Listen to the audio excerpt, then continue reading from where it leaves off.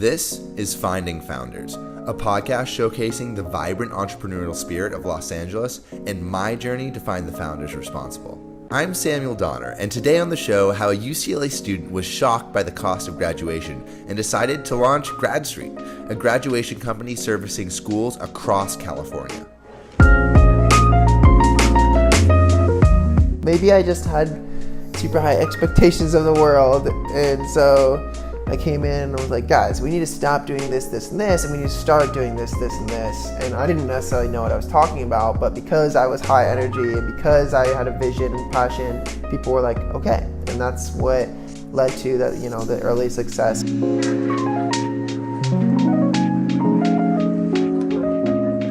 So growing up in suburban New Jersey, Tim Connors never really fit in the box and said that he's always been a little bit quirky, I guess. Personality-wise, when I was growing up, I was definitely like the wacko kid. Like, I was very theatrical, and I did like theater in middle school too. My first musical was like Beauty and the Beast. I was Belle's father, Maurice.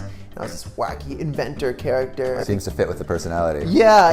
Oh yeah, I was like this wacky inventor guy, and like had all these like one-liners, and it was just so funny because I was this little pipsqueak kid with a super high voice. Tim continued to act, sing, and do improv throughout high school. So I was like kind of used to this concept of performing. But he came into UCLA undeclared. Which was a dumb idea because you're less likely to get accepted if you're undeclared. I didn't know that. And was unsure of what major he wanted to do. I thought I was going to do econ, like every other tall white guy does. And what social groups he wanted to be a part of. But I didn't necessarily fall into like a group of people that I like really loved right away. And so just remember meeting someone who really made an impact on me. I met who is now a friend named Keith my freshman year in like the dormitory area, and at that time he still is a couple years older. I ran into him and like started talking to him, and he told me that he had this business about summer storage, and I just thought it was so cool that a student could run a business. For whatever reason, it was just, I was so like blown away. Like, it was definitely a light bulb kind of thing. Like, what? I didn't even think that was possible. He kind of led me to the entrepreneurial community, and that kind of swept me out my feet. Whatever it was, I was very driven on like getting something done, and I had very high goals and ambitions for myself. And I didn't really find that many people on campus that had such high ambitions. And so what did you see in yourself that you didn't see in these other groups? A desire for more. And that's what I found when I went into the entrepreneurial community. And so I fell in with their vibe really fast. And because I was just blown away by some of the personalities, it was intimidating. That's how you know you need to stick around. Tim felt that he needed to prove himself to this new community of entrepreneurs. He had just been forcibly dropped from a film club and was feeling kind of dejected from that. And so when he found a new group of motivated people that he vibed with, he thought, here's my shot at a new community. Like, let me see if I can do this right. I started getting involved in leadership, bringing on new people, getting people excited about it. I didn't really feel like I was part of it until I was making impacts on the organization. I'm like, wow, I was rush chair, and we had the biggest rush we've ever had, and that's how I felt. Okay, like, I'm making a difference here. This was the first time that Tim was in a position of leadership, and he was succeeding. But it was very fulfilling, and I felt like natural. I always felt like I was frustrated sometimes with things that I see that are inefficient or like run poorly, and I've always kind of thought like, well, if only they did this and this, or if they didn't do that, it would be so much better. And so I like built up this whole like frustration. It's definitely the beginning of that entrepreneurial mindset. Yeah. I don't know. Maybe I just had super high expectations of the world, and so I came in and I was like, guys, we need to stop doing this, this, and this, and we need to start doing this, this, and this. And I didn't necessarily know what I was talking about, but because I was high energy and because I had a vision and passion, people were like, okay. And that's what led to the early success.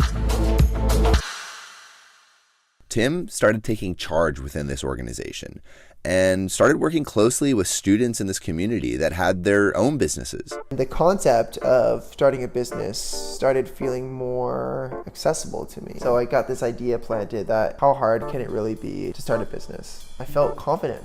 And I felt like this was my place, and I felt like I knew and understood how this campus works. Tim was at graduation for some of his friends, and they were talking about how expensive the gowns were. And Tim thought, I can do this better. So he started to research. They're listening to a ton of podcasts, selling a product, domestic supplier, Chinese manufacturer, Alibaba, shipping wise, do this.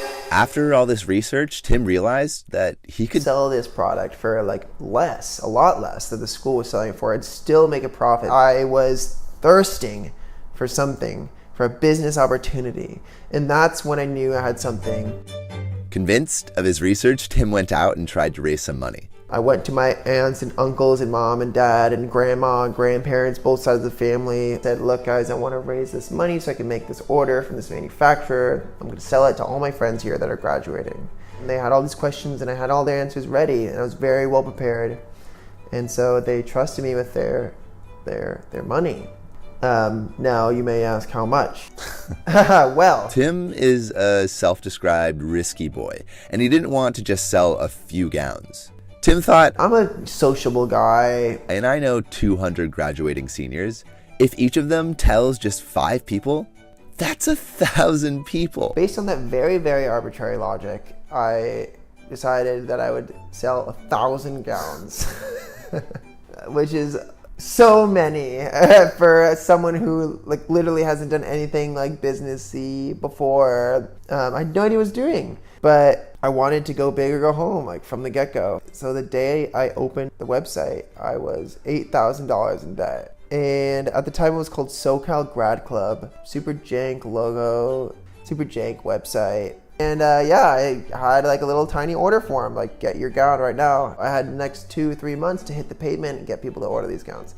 And that was really the fire that I used to go out there and sell. I just started hitting the pavement, putting ads, putting posters, putting flyers, like messaging all my friends nonstop for 2 months, 3 months maybe. And how was the response? What was the response? Response was, hey Tim, this is awesome. Going back to that initial jump when you purchased the gowns, like after you've done all that research, like did you feel nervous doing that? Like what was like going through your mind? Because like I think a lot of entrepreneurs or at least people who aspire to be entrepreneurial have trouble going from I have this idea to let's make that plunge. And so what, like I guess I want to know, like what was that plunge for you and how did it make you feel? Half the people said 1,000, that's way too much. I would never do that many. That's way too risky. And about the other half said, if anyone is going to do that, it's going to be you. I think it was just me being like naive and optimistic. Like a lot of it was based on my personal network and my confidence in my sales ability, because I spent so much time talking to people almost like a politician. Oh, like Sean, haven't seen you in a while, so I got this idea. yeah, totally. And like I was also, like I said, in leadership in my student organization, and I joined other student orgs and I was in leadership in those. And so I got myself around the campus in different niches. So I didn't just know their students, I knew the students who were connecting other students. I knew the leadership, and that was super crucial. So do you think your most valuable thing in starting your business was your social currency? Yes. You were selling gowns for SoCal Grad Club. How did you do that first year? What happened? Well, like I bumped into someone who was actually doing something very similar at USC. He was in a jam, needed to buy inventory to offset some of his demand from me, and so I sold 200 units to him right off the bat. So I was like, oh damn, like now I only have 800 left to sell. Like that was easy. And so I hit the pavement selling 800 and ended up selling out a week before graduation started. I honestly think it was one of those scenarios where if I had 2,000 gowns to sell, I would have sold 2,000. Really? I just needed to sell what I had. Like it's otherwise it would be such a coincidence and luck that I just happened to order like almost the exact amount that I needed. What did it feel like to sell? Like were you mad that you sold all the gowns? Like, oh, I could have sold more? No, I was like, so what? happy. I actually sold more than I had, and I had to order on Amazon. which I've done several times since. And suddenly I'd made more money than I had ever made before. It wasn't a lot, but it was a lot to a junior in college who had only worked summer jobs, you know? So I was super excited. More on how the business changed Tim and how it grew after the break.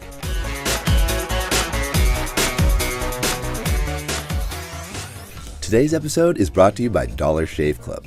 Dollar Shave Club is a monthly subscription service that takes the hassle out of having to go to the store and buy razors.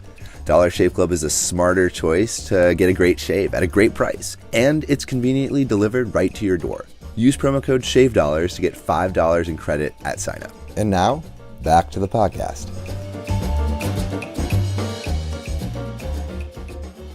Do you think your the image that you had of yourself changed? Definitely. And was that the image that you were like trying to grasp at when you first entered that, you know, entrepreneurial organization when you first entered college? Definitely, yes. Like, I kept it at bay, and I was obviously like a really nice guy and social, but I had this like undercurrent of intensity and confidence that my abilities, my organization and abilities and like drive is more powerful than others. And like that's like kind of a sinister mindset, and it definitely wasn't by any means overpowering or seeping into my relationships, and it was very kind and social to anyone. But at the end of the day, like I had this undercurrent, right? This underlying frustration, like this is fresh. Like I should be leading this. I should be making these decisions. Why is that person doing that? That's a bad decision. That like they're presenting totally wrong. They're leading this in a wrong way. Were you not vocal about that initially, and did you become more vocal? Or yeah, I wasn't that vocal about it because, you know, who am I to say anything? You know, I would be like an asshole move to be some random guy being like, this stupid. Like you just are like any other hater. So I couldn't really say anything until I proved myself. That's one of the reasons why I did it as a solo project my first year, is I said, I'm gonna show everyone that I can do this. But doing this and having it work exactly as I expected was like, I told you. I was like, it was like, I told you guys, like, I am this way. And like, maybe it was luck. Maybe I'm just like some idiot and like I happened to stumble upon something. But it definitely contributed to my personality of like, I know what I'm doing. And I don't know, I'd been, like I said, like I mentioned like earlier, I had been totally rejected by another community at UCLA, and some people were mean to me, and especially in high school I was bullied, and so I like felt this like frustration of like, I should be respected, like I know what I'm doing. I don't know, I want people to treat me the way that I feel like I should be treated. In order to do your own projects, you need to have a certain level of confidence that what you're doing, you know better than what other people know. Otherwise, why would you ever start your own project when other people have projects? Has it been tough being alone? Absolutely. But I can't say necessarily that it was a mistake. It's very hard, in my experience, to find people that will be your co-founder or your partner. And other entrepreneurs like further along have mirrored that sentiment.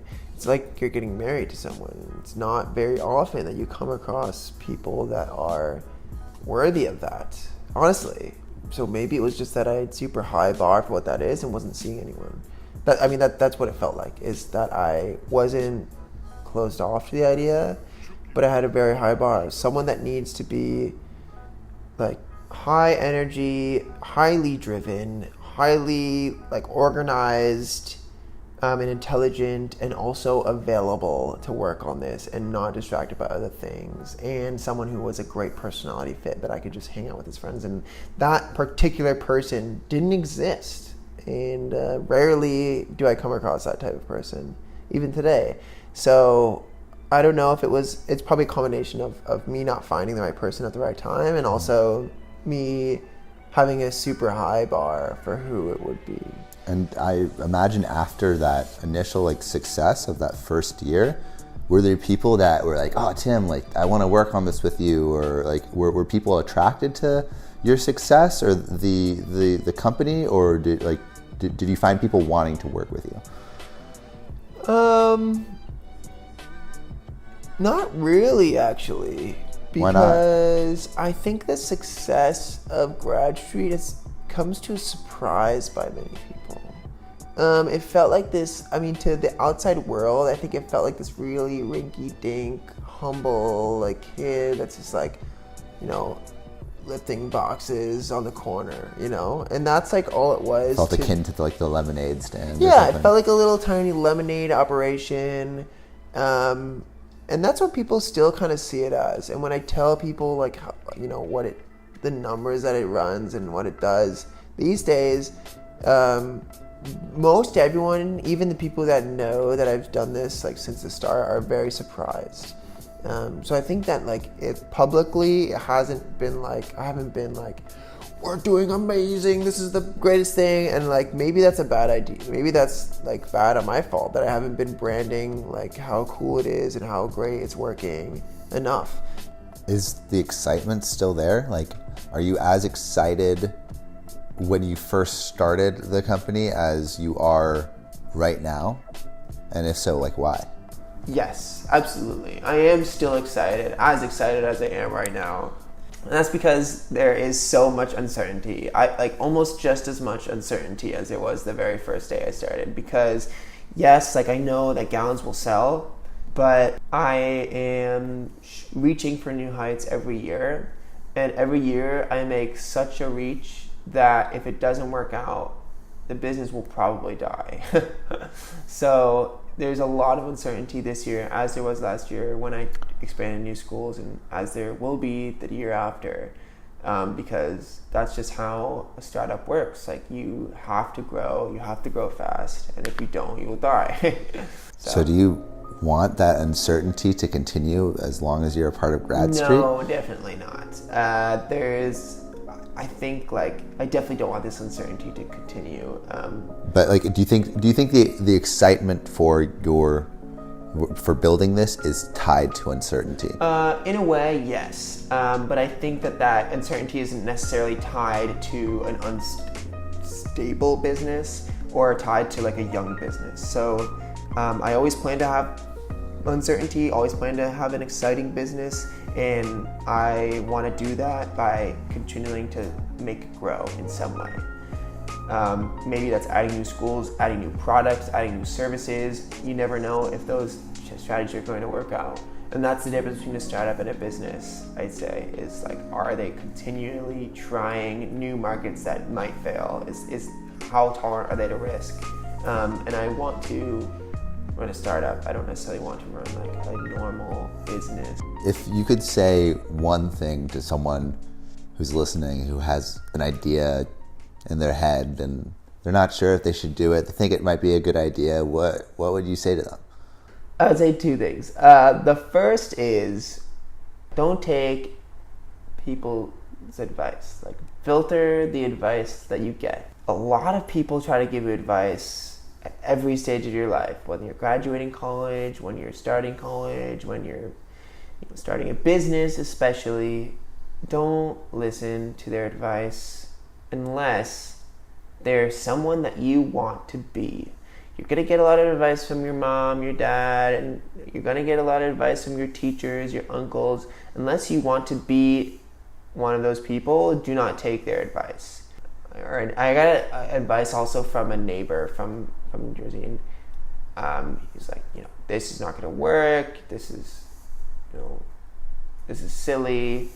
But I didn't want to be that person, and it might not work for him. It might not work for that person.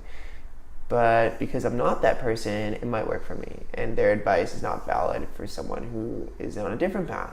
And so filter your advice heavily, because starting a business, you will get lots of it. And my second one that's kind of tied to that is, a lot of people will tell you that it's not good. That is not a reason not to do it. They might be right.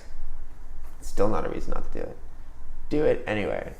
As long as you're not going to be risking thousands of dollars, which is exactly what I was doing, as long as you're not, going to hurt someone or ruin relationships, none of which I was doing. I wasn't risking family relationships. Sure, it would have been super awkward at Thanksgiving or whatever, but I wasn't going to ruin someone's life. I wasn't going to hurt someone. Try it out. Chances are the outcome will be positive. The business doesn't work, you've learned so much, and that's so valuable. You can now take that knowledge and take the experience and start the next thing right away. Because once you've started something, you're a starter, and whether or not it works, you're a starter. You're an entrepreneur. You've started something, and now you can go and do the next thing so much easier. So don't listen to their advice. Do it. Don't care about if it fails. Just keep your head down and keep going. Yeah, that was amazing. Yeah. Well, thank you so much for coming in today, Tim. I really appreciate it. Thanks for that wisdom. Yeah, of course. Nice office you have here.